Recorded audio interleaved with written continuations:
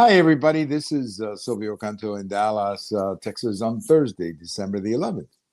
And welcome to our commentary. Well, I'm going to begin today with some sad news. David Gold passed away. Now, if you're familiar with talk radio in the Dallas area, David was a host here for a long time. I remember David Gold when I first came to Dallas. I moved here in 1984. And I guess David Gold must have started his radio show sometime in that time frame because I picked it up real fast. I used to listen to it a lot. It turned out that I had a lot of free time in the afternoon, let's say between 3 and 6 in that time frame, or what they like to call prime time or prime evening time, I guess, whatever they call it on the radio. But he was on there on what was then KLIF on 1190, and then they switched to 570 AM sometime later. I think it was 1990 or so. But anyway, David Gold was a very steady talk show host. Was always interesting. I used to like him a lot. I used to listen to his program a lot. Had some great guests. I was even a guest one time back, I think it was 1990. There was that situation going on in Central America. So he called me in one time to talk about Cuba and Central America, and I was a guest on his show, which of course I was very happy to do so. But he was just a great guy. He was a really good talk radio host at a time when the industry was kind of getting going. I mean, that was roughly about the time that Rush Limbaugh took off. And then Rush, of course, dominated talk radio in the 80s and the 90s and into the new century until, unfortunately, he passed away a few years ago. But David Gold was just a great guy, great personality. And then later on, we connected on Facebook, and I used to keep up with him and, some of his personal notes, his family and all that kind of thing. I think he recently had a grandchild, so... So we send our best to David Gold's family, and all I can say is that I thought he was a great radio talk show host. And they don't have that kind of talk radio that much anymore, at least not that much. And what I mean by that is they have talk radio, of course, but what David Gold used to do, and what they used to do at KLIF back then, was more local originated radio. In other words, it wasn't these national these national shows. I mean, they're still good, but it was really nice to have a local flavor. And KLIF for a long time had that, with David Gold in the afternoon and I think McCarthy in the morning and so on. So it was just a very interesting format. And David Gold was part of that format. And it was just very interesting. So rest in peace, David Gold. I'm not sure why. I'm not sure what he died of. I do remember seeing some notes that he posted on Facebook really in the last week or so saying he was going to the hospital, but I don't know anything about the cause of death. But anyway, rest in peace and my best to his family. But just good memories of David Gold. That's all I can say. Well, I have a post over at the American Thinker today talking about Honduras. And you may remember that I mentioned that there was an election in Honduras that went very well for the good guys. The left, they currently have a leftist president, and that party was defeated soundly in the election. They got like 20% of the vote.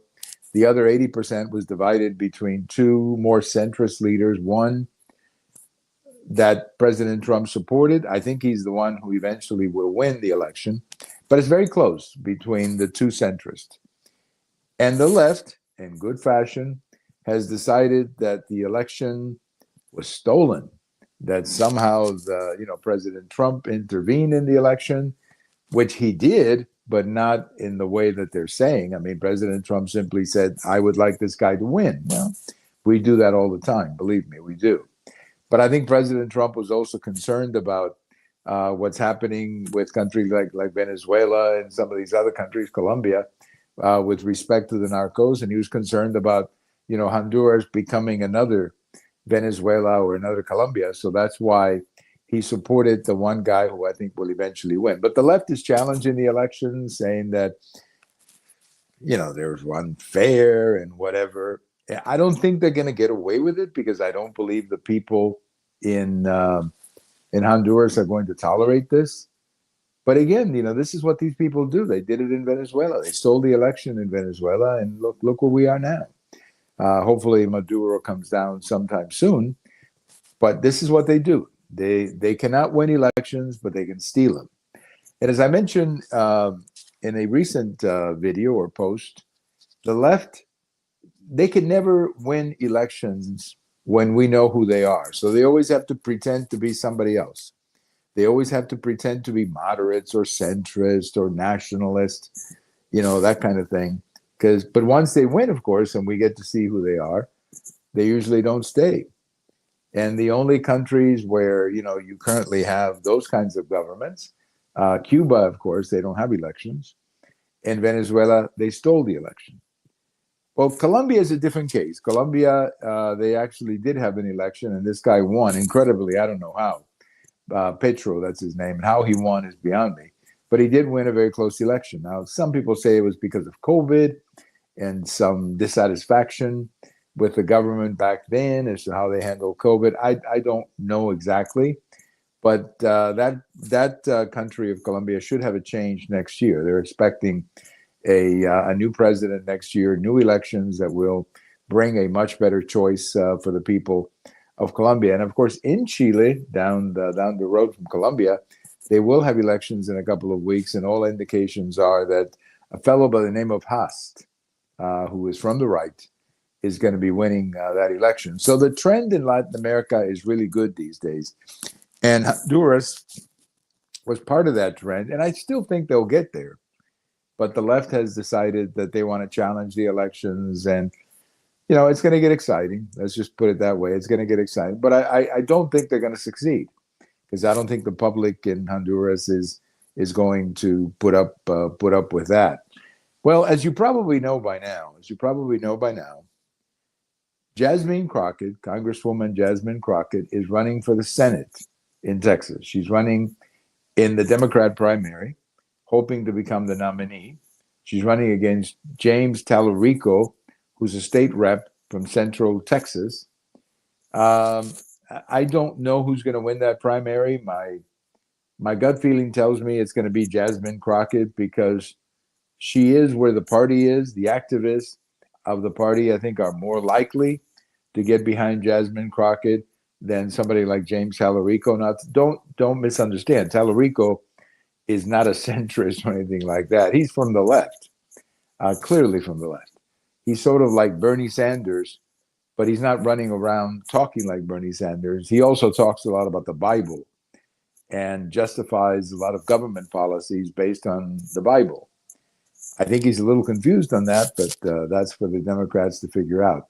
So I do think Jasmine Crockett is going to be the nominee. At least that's what it looks like today, unless she really fumbles. But I think the problem she's going to have, no matter what Republican she's running against, the biggest problem she's going to have is, number one, she's really out of touch with Texas. I mean, it's hard for me to believe that a woman who represents an extremely blue district, who has been a congresswoman for 2 years, who really hasn't said anything as a congresswoman other than she hates Trump and she hates everything that Trump proposes. I mean, that's basically her campaign. She also likes to do all the talking points about race and the usual stuff that we hear from the left. But she hasn't really done any discussion or hasn't had any interviews on some of the real issues that a senator is going to have to deal with, such as healthcare, such as foreign policy, such as treaties, such as the war in Ukraine.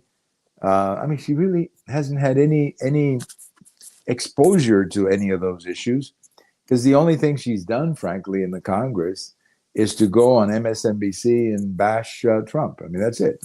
She's a one-woman Trump bashing machine. That's all that she is. There's nothing more to her. And sometimes she gets awfully ridiculous, such as when she went on the House floor recently and said that her staff had discovered that somebody named Jeffrey Epstein had voted Republican. Well, yeah, they're I do believe there was a Dr. Epstein in New York who contributed to the Republicans, but is that a crime now? I mean, is that is that a problem? No, that was just lousy staff work and lousy preparation.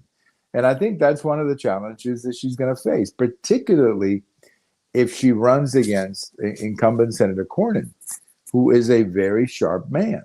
Now, if she runs against Attorney General Paxton, if Paxton wins the nomination, then I think it's going to be lively, explosive, because both of them can get pretty explosive. Let's just put it that way. It's going to be a very crazy campaign.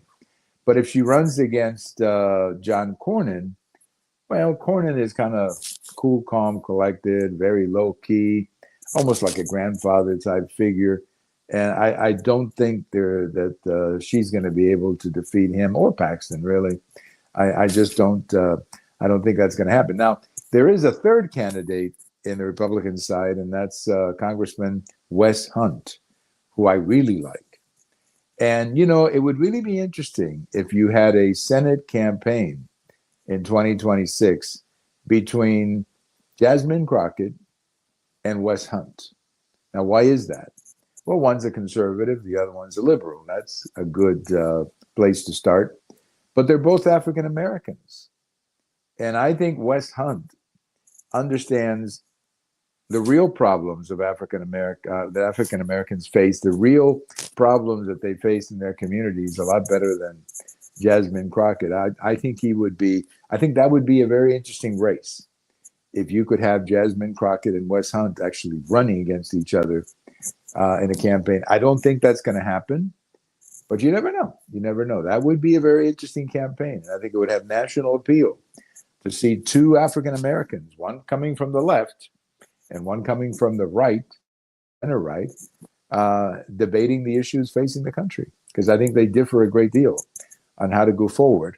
And I would love to see that debate. Plus, Wes Hunt is a very smart guy who would be very effective in a debate. So anyway, we'll see how all that turns out. But Jasmine Crockett is in, and we'll talk to our friend George Rodriguez from South Texas over the weekend and get more of his thoughts on how Texas is receiving the news that Ms. Crockett is in the race. But let me leave you today with a birthday greeting. I'm sure all of you are familiar with that song, Rocking Around the Christmas Tree. Brenda Lee, and she's 81 years old today, if you can believe that. She's 81 years old today. She was a teenager when she had her first hit in the late 1950s. So this lady has been around for a long time. But I think the song that everybody hears every single year at this time is Rocking Around the Christmas Tree. And it's a good song. I enjoy it. I think it was also featured in that movie Home Alone, I think also. It's been featured in many movies, but Home Alone is the one that stands out. Thank you for listening. This is Silvio Canto in Dallas, and we'll talk to you later. Bye-bye, everybody.